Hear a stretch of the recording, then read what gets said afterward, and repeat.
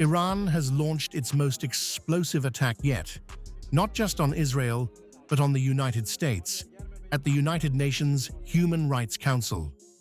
Tehran is accusing Washington and Tel Aviv of waging an illegal war and committing grave atrocities, using the bombing of a school in southern Iran to drive home its case.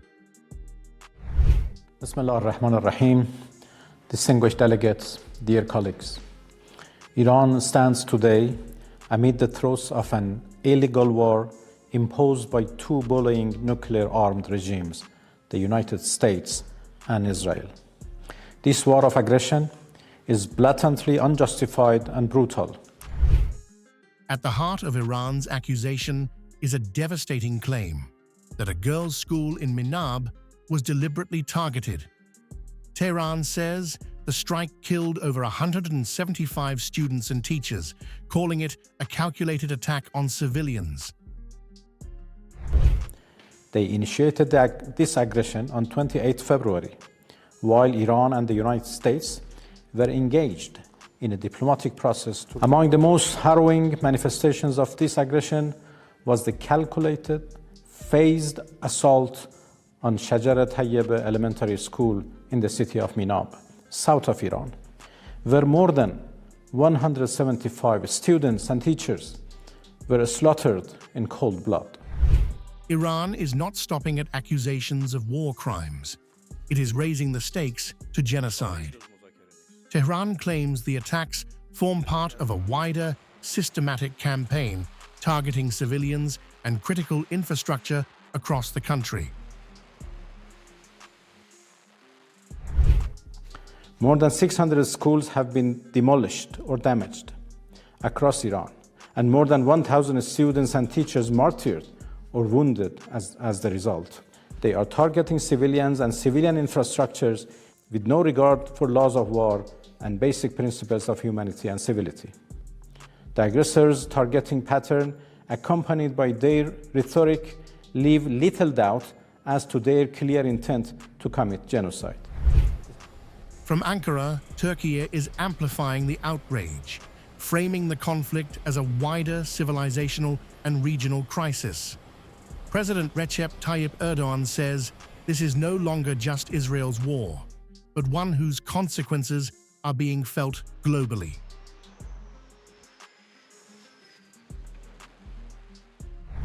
Although the war is Israel's war, the heavy cost that has emerged is first paid by Muslims and then by all of humanity. The Netanyahu government is not only targeting our neighbor Iran, it is also gradually implementing its plans to invade Lebanon. Since the attacks by the occupying forces on March 2nd, 100 Lebanese have lost their lives, with 1,165,000 of our brothers have been displaced from their homes and lands. Israel is also not leaving Syria in peace. Aggressors violating Syria's territorial integrity and sovereignty persistently continue their actions. The Zionist massacre network has kept our first Qibla, Al-Aqsa Mosque, closed for 27 days.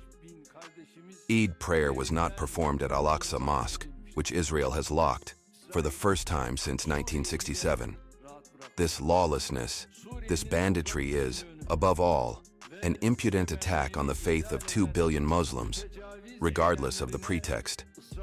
The right of Muslims to worship in Al-Aqsa Mosque cannot be usurped, obstructed, or prohibited. In Cairo, Egypt is taking a more diplomatic route, but its condemnation is just as clear.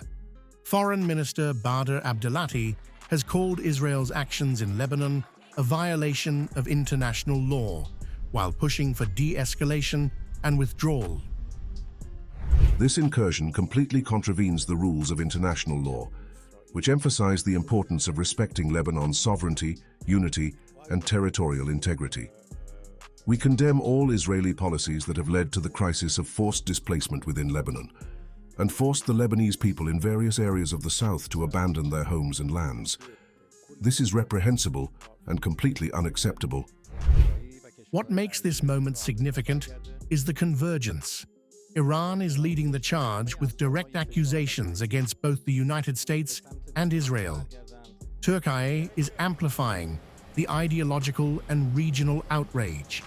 Egypt is reinforcing the pressure through diplomacy and international law. Three powers, different strategies, one direction. As the war spreads across Iran, Lebanon, and beyond, this alignment signals a deeper shift. The conflict is no longer contained. It is rapidly becoming a region-wide confrontation with global consequences.